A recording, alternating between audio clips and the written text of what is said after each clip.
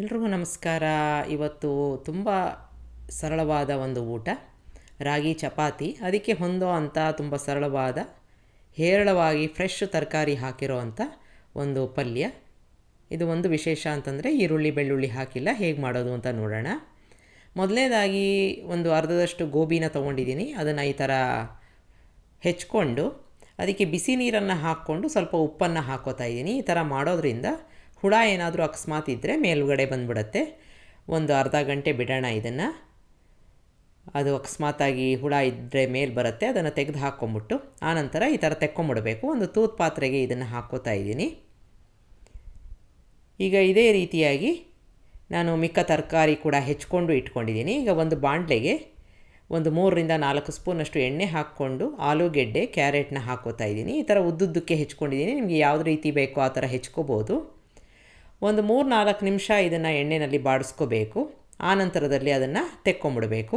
ಈಗ ಆಗಿದೆ, ಒಂದು 3-4 ನಿಮಿಷ ಆಗಿದೆ ಅಂತಾದರೆ ಮೀಡಿಯಮ್ ಉರಿನಲ್ಲಿ ಇಟ್ಕೊಂಡು ಈ ಥರ ಒಂದು ಬಾಡಿಸ್ಕೋಬೇಕು. ತೆಕ್ಕೊಂಡು ಬಿಡ್ತಾಯಿದ್ದೀನಿ. ಒಂದು ಪಾತ್ರೆಗೆ ಹಾಕ್ಕೊಂಬಿಡೋಣ. ಈಗ ಗೋಬಿನ ನಾವು ನೀರಿಗೆ ಹಾಕ್ಕೊಂಡು ತೆಗೆದಿಟ್ಕೊಂಡಿದ್ವಲ್ಲ, ಅದನ್ನು ಕೂಡ ಸ್ವಲ್ಪ ಒರೆಸಿ, ಏಕೆಂದರೆ ನೀರಿದ್ದರೆ ಸಿಡಿಯತ್ತೆ. ಅದನ್ನು ಕೂಡ ಹಾಕ್ಕೊಂಡು ಎಣ್ಣೆಗೆ ಚೆನ್ನಾಗಿ ಬಾಡಿಸ್ಕೊಂಡು ತೆಕ್ಕೊಂಬಿಡಬೇಕು. ಅದೇ ಪಾತ್ರೆಗೆ ಹಾಕ್ಕೋತಾ ಇದ್ದೀನಿ. ಈಗ ನಾವು ಒಂದು ಒಗ್ಗರಣೆ ಮಾಡ್ಕೊಳ್ಳೋಣ. ಇದ್ರ ಜೊತೆಗೆ ನಿಮಗೆ ಇನ್ನೂ ಯಾವುದಾದ್ರೂ ತರಕಾರಿ ಬೇಕಾದರೆ ಹಾಕ್ಕೋಬೋದು. ಈ ಕಾಂಬಿನೇಷನ್ನು ಚೆನ್ನಾಗಿರುತ್ತೆ, ಒಂದು ಸಲ ಮಾಡಿ ನೋಡಿ. ಈಗ ಎಣ್ಣೆ ಇದೆ, ಅದಕ್ಕೆ ಜೀರಿಗೆ ಹಾಕ್ಕೊಂಡಿದ್ದೀನಿ. ಹಿಂಗನ್ನು ಹಾಕ್ಕೋತಾ ಇದ್ದೀನಿ.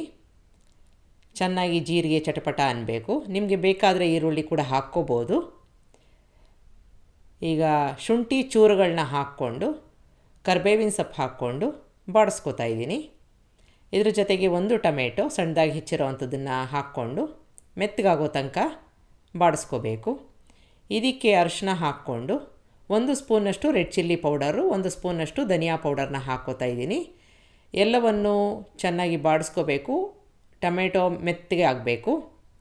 ಈಗ ಇದು ಒಂದು ಗ್ರೇವಿ ಥರ ಆಗಿದೆ. ಇದಕ್ಕೆ ಸ್ವಲ್ಪ ನೀರನ್ನು ಹಾಕ್ಕೋತಾ ಇದ್ದೀನಿ. ಸ್ವಲ್ಪ ಕುದಿಸ್ಕೊಳ್ಳೋಣ.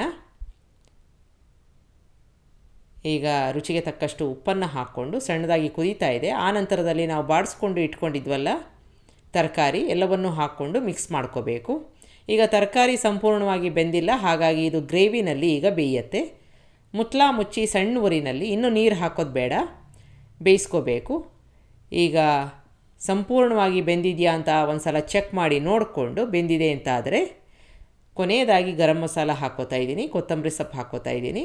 ಎಲ್ಲವನ್ನು ಚೆನ್ನಾಗಿ ಮಿಕ್ಸ್ ಮಾಡಿಕೊಂಡ್ರೆ ನಮ್ಮ ಒಂದು ಸೈಡ್ ಡಿಶ್ಶು ರೆಡಿ ಆಯಿತು. ನೋಡಿದ್ರಲ್ಲ, ತುಂಬ ಬ್ಯುಸಿ ಇರೋರು, ಹೇರಳವಾಗಿ ತರಕಾರಿ ತಿನ್ನಬೇಕು ಅಂತ ಇಷ್ಟಪಡೋರು ಈ ರೀತಿಯಾಗಿ ಒಂದು ಸೈಡ್ ಡಿಶ್ ಮಾಡಿಕೊಂಡು ಚಪಾತಿ ಜೊತೆ ತಿನ್ಬೋದು. ನಾನಿಲ್ಲಿ ರಾಗಿ ಚಪಾತಿನ ಮಾಡಿದ್ದೀನಿ. ಅದ್ರ ಜೊತೆಗೆ ತುಂಬ ಚೆನ್ನಾಗಿ ಹೊಂದತ್ತೆ. ಆರೋಗ್ಯಕರವಾದ ಒಂದು ಊಟನ ಮಾಡಬೇಕು ಅಂತ ನೀವು ಇಷ್ಟಪಟ್ಟಲ್ಲಿ ಮೃದುವಾದ ಒಂದು ರಾಗಿ ಚಪಾತಿ, ಅದ್ರ ಜೊತೆಗೆ ಈ ರೀತಿಯಾಗಿ ಒಂದು ಹೇರಳವಾಗಿ ಇರೋವಂಥ ತರಕಾರಿ ಸೈಡ್ ಡಿಶ್ ಮಾಡಿಕೊಂಡ್ರೆ ಚೆನ್ನಾಗಿರುತ್ತೆ. ಈಗ ಚಪಾತಿ ಹೇಗೆ ಮಾಡೋದು ಅಂತ ನೋಡೋಣ. ಒಂದು ಬಾಣಲೆಗೆ 1 ಗ್ಲಾಸಷ್ಟು ನೀರನ್ನು ಹಾಕ್ಕೋತಾ ಇದ್ದೀನಿ. ಸ್ವಲ್ಪ ಉಪ್ಪನ್ನು ಹಾಕ್ಕೊಂಡು ಕುದಿಸ್ಕೋಬೇಕು.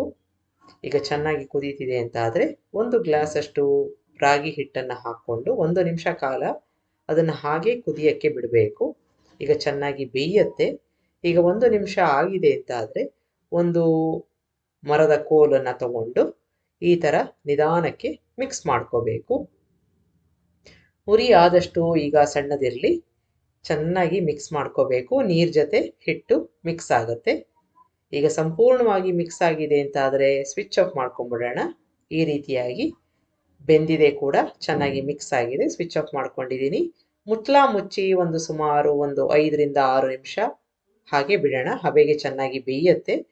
ಈಗ ಒಂದು 10 ನಿಮಿಷ ಆಗಿದೆ. ಇದನ್ನು ಒಂದು ತಟ್ಟೆಗೆ ಹಾಕ್ಕೋತಾ ಇದ್ದೀನಿ. ಇನ್ನೂ ಸ್ವಲ್ಪ ಬಿಸಿ ಇದೆ.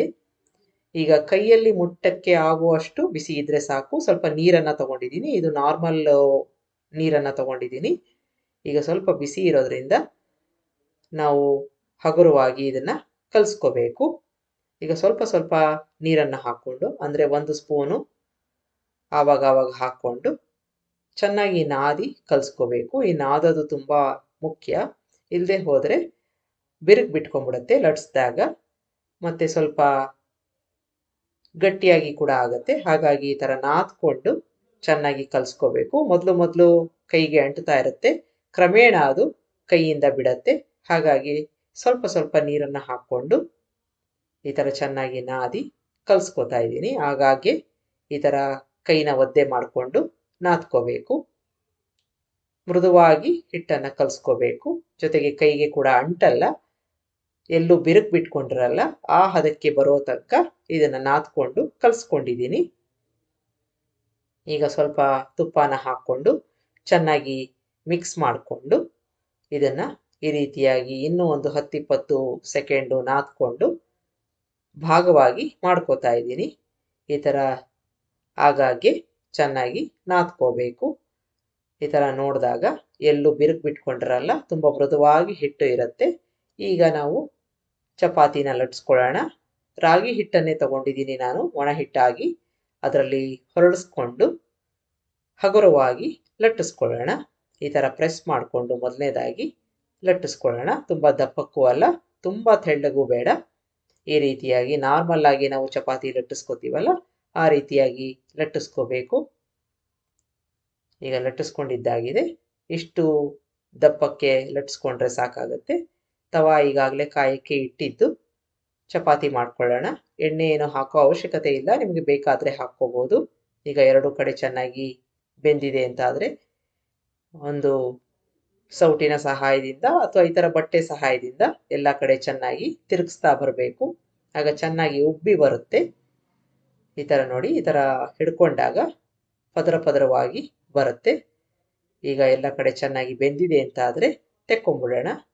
ನಾವು ಚೆನ್ನಾಗಿ ನಾದಿದ್ರೆ ಚೆನ್ನಾಗಿ ಉಬ್ಬಿ ಬರುತ್ತೆ, ಪದರ ಬರುತ್ತೆ, ತುಂಬ ಮೃದುವಾಗಿ ಇರುತ್ತೆ. ಅದು ತುಂಬ ಮುಖ್ಯವಾದ ಅಂಶ. ಈಗ ತೆಕ್ಕೋತಾ ಇದ್ದೀನಿ. ಇದ್ರ ಮೇಲೆ ಒಂಚೂರು ತುಪ್ಪನ ಸವರ್ಕೊಂಡು ಸರ್ವ್ ಮಾಡ್ಕೋಬೋದು. ತುಂಬ ರುಚಿಯಾಗಿರುತ್ತೆ, ತುಂಬ ಮೆತ್ತಿಗೆ ಮೃದುವಾಗಿ ಇರುತ್ತೆ. ಯಾವುದಾದ್ರೂ ಒಂದು ಪಲ್ಯದ ಜೊತೆ ಇದನ್ನು ನೀವು ಸರ್ವ್ ಮಾಡ್ಬೋದು. ಚಾನಲ್ಗೆ ಸಬ್ಸ್ಕ್ರೈಬ್ ಮಾಡಿ. ನಮಸ್ಕಾರ.